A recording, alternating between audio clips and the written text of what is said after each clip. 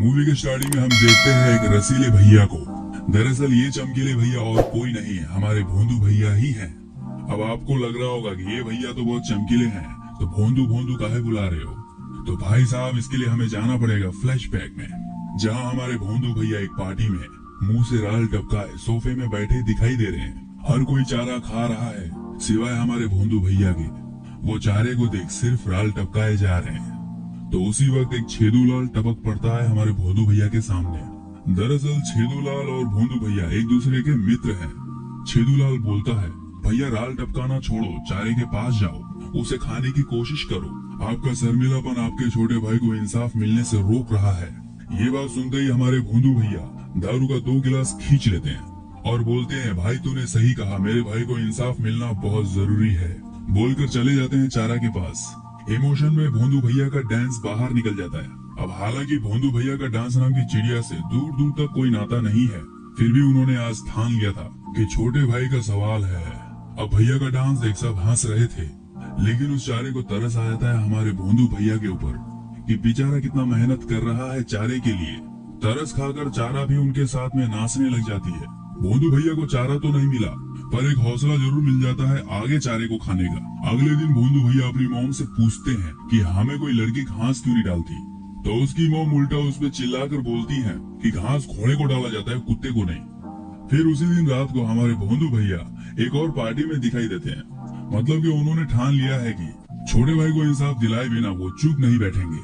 तो हमारे भोंदू भैया को चारे के लिए रोता और गिड़गिड़ाता देख वहाँ एक चारा उनके पास आती है और तरस खाकर उन्हें चारा चखवाने का वादा भी करती है। इस मोहतरमा का नाम है चिकनी चमेली। अब चिकनी चमेली भोंदू भैया को चारा चखवाने के लिए एक रूम पर लेकर जाती है, लेकिन हमारे भोंदू भैया का इरादा चारे को सिर्फ चखना नहीं था, बल्कि उसे पूरा का पूरा खा जाना था। ये बात सुन चमेली गुस्से में आ जाती है और उसे चारा चखवाना तो दूर, उसे सूंघने भी नहीं देती। अब भोंदू भैया का ये लालच उन्हें ले डुबा। बेचारे भोंदू भैया को चारा चखने मिल रहा था, लेकिन उनके लालच की वजह से उन्हें सूंघने तक नहीं मिला। तो इसीलिए कहते हैं लालच बुरी बला। अगले दिन उनके झाटू दोस्त उन पे चिल्ला रहे थे। वो बोल रहे थे कि चारे को कभी बोलना नहीं चाहिए कि उसे खा जाएंगे, बल्कि उसे बोलना चाहिए सिर्फ सूंघना चाहते हैं, और आपको सूंघने के बहाने चारे को लपक लेना होता है। आप भोंदू के भोंदू ही रहोगे, बोल वहाँ से निकल जाते हैं। अगले दिन चमेली उन्हीं के एक झाटू दोस्त के गोद में बैठ उसे चारा सुंघा रही थी। भोंदू भैया बहुत टेंशन में दिखाई दे रहे थे। अब उनका झाटू दोस्त उन्हें दिखा रहा था कि चारे को सूंघने के बहाने कैसे लपकाया जाता है। अब झाटू भैया यहाँ पर बेचारे को देख सिर्फ राल टपकाए जा रहे थे। इसके अलावा उनके पास कोई दूसरा रास्ता नहीं था। हाँ, एक रास्ता हो सकता है, वो है बाथरूम में जाके हिलाना। तो हमारे भोंदू भैया ने वही किया। अगले दिन भोंदू भैया उस झाटू को बोल रहे थे कि तूने दिखाने के चक्कर में चारे को पूरा का पूरा सफा चट कर दिया मेरे ही सामने, और मैं तुम्हें देख हिलाता रह गया। कम से कम इस बेचारे दोस्त को तो पूछ लेता। मेरे छोटे भाई से निकला बद्दुआ तेरा जिंदगी भर पीछा नहीं छोड़ेगा। भोंदू भैया का इमोशनल डायलॉग सुन सब हैरान थे, सब उन्हें देख रहे थे। झाटू को गुस्सा आ जाता है और वो कहता है कि मुझे सब मंजूर है, पर किसी के लन से निकला बद्दुआ मुझे कतई मंजूर नहीं। बोल उनके नाक में एक मुक्का मारता है। भोंदू भैया अगले दिन ये बात अपनी मॉम को बताते हैं। उनकी माँ फिर से उनके ऊपर चिल्लाकर बोलती है कि अब यही सुनना बाकी था, बस इसी दिन के लिए मैंने तुझे पाल पोस बड़ा किया कि तू गांड में मुक्का खाकर अपना सूजा हुआ गांड हिलाते हुए मेरे पास आए।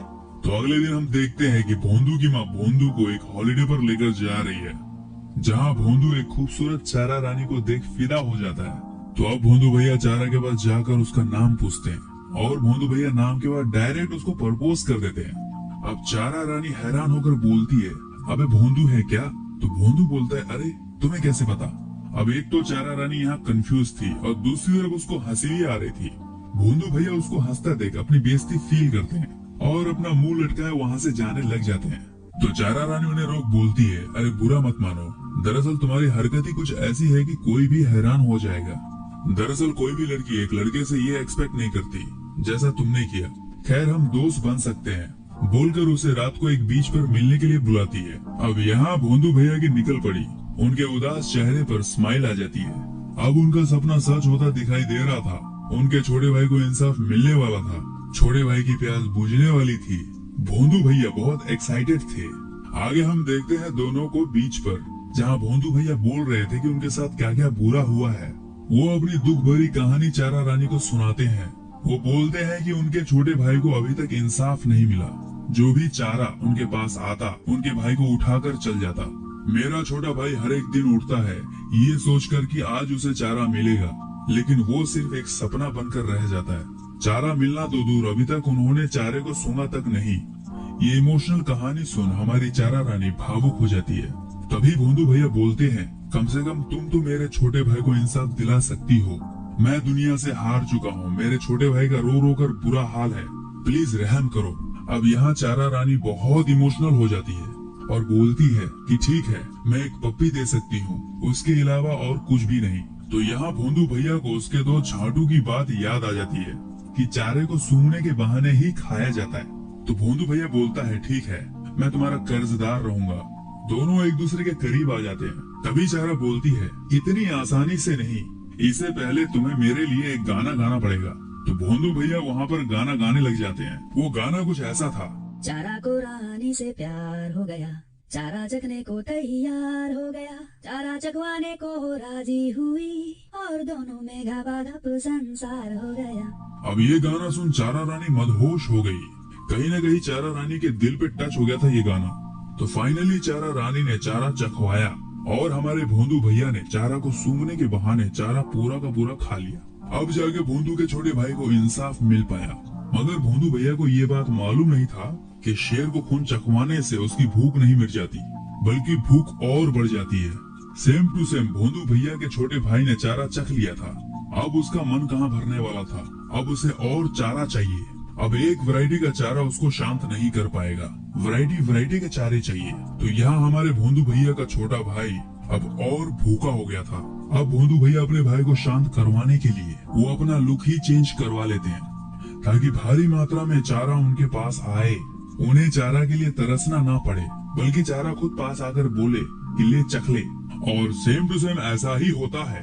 पहले जो चिकनी चमेली ने भोंदू भैया को चारा सूंघने भी नहीं दिया था, वही चमेली अब चारा खिलाने के लिए तैयार है। तो हमारे भोंदू भैया का दिन बहुत अच्छा चल रहा था। अब उन्हें कोई भी चारा दे वो खुशी खुशी से ले लेते थे। यहाँ तक कि स्कूल की मोटी लड़की को भी उन्होंने नहीं छोड़ा, उसका भी चारा चपाचट कर गए। अब वो सब के बाद भोंदू भैया फील करते हैं कि उन्होंने जो पहली बार चारा खाया था उसके कंपैरिजन में सब चारे फीके हैं। मतलब कि भोंदू भैया चारा रानी को दिल दे बैठे हैं। तभी वो चारा रानी से कांटेक्ट करने की कोशिश करते हैं, लेकिन फोन बंद था। फेसबुक में खोजते हैं, नहीं मिलती। उसके बाद इंस्टा में खोजते हैं, तब जाकर कांटेक्ट हो पाता है। वो कहते हैं मैं मिलने आ रहा हूँ तुमसे। कहते ही अगले दिन हम देखते हैं कि दोनों एक साथ हैं। दोनों चुम्मा चाटी करते हैं, घबाघब करते हैं और लास्ट में भोंदू बोलता है कि हमें हमारा रिलेशन आगे बढ़ाना चाहिए। चारा रानी बोलती है कि मेरा ऑलरेडी एक बॉयफ्रेंड है। तो भोंदू बोलता है कि तुम उसे छोड़ क्यों नहीं देती, मुझे मालूम है कि तुम भी मुझसे बहुत प्यार करती हो और तुम मेरे बगैर भी नहीं रह सकती। तो चारा रानी बोलती है कि जब चाहो तुम मुझसे मिल सकते हो और हमारे बीच घबाघब का सिलसिला भी चलता रहेगा, लेकिन मैं अपने बॉयफ्रेंड को नहीं छोड़ सकती क्योंकि वो बहुत अमीर है और मैंने उसके साथ जिंदगी बिताने का फैसला कर लिया है, क्योंकि मुझे ऐसा ही लाइफ पसंद है। अब भोंदू भैया का छोटा भाई तो बहुत मजे ले रहा है, लेकिन अब बात आ जाती है हमारे भोंदू भैया के दिल पर। अब छोटे भाई का प्रॉब्लम तो सॉल्व हो गया, लेकिन दिल ने तंग करना शुरू कर दिया। मतलब एक सॉल्व होते ही दूसरा शुरू।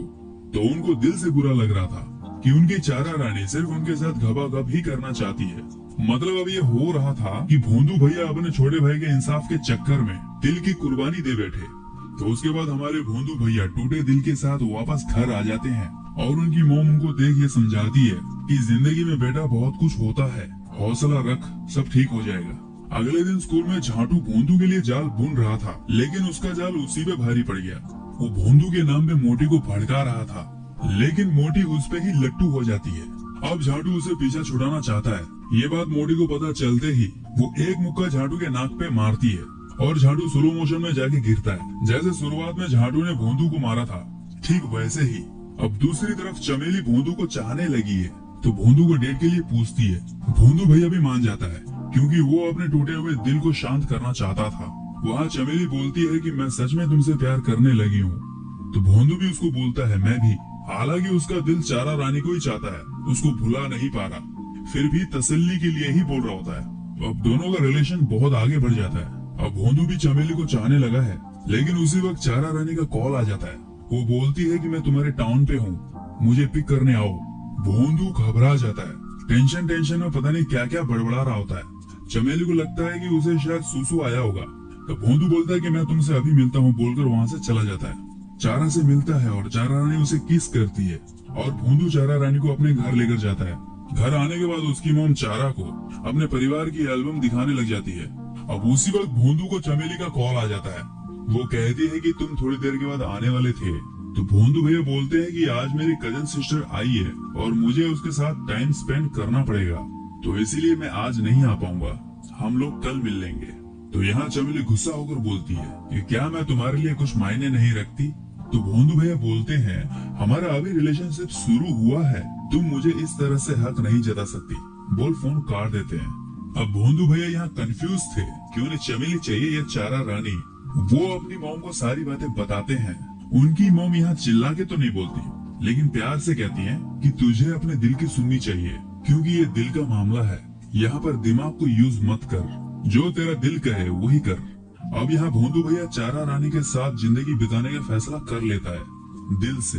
तो कुछ दिन बाद चमेली वहाँ आती है और बोलती है मेरे फोन का रिस्पॉन्स क्यों नहीं दे रहे, क्या गलती हो गया मुझसे कि तुम मुझसे दूर होना चाहते हो, क्या कोई मिल गया क्या।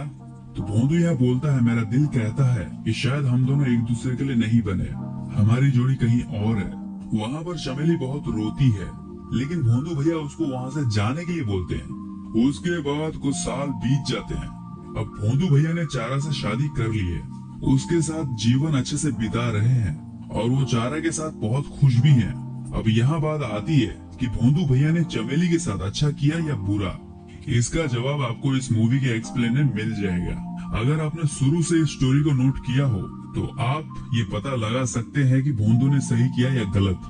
तो इसी के साथ ये मूवी यहीं पर एंड हो जाती है और आशा करता हूँ कि आप रिपीट देखकर ये पता लगा लेंगे कि भोंदू भैया यहाँ सही थे या गलत। तो गुड बाय और हम फिर मिलेंगे एक न्यू स्टोरी के साथ।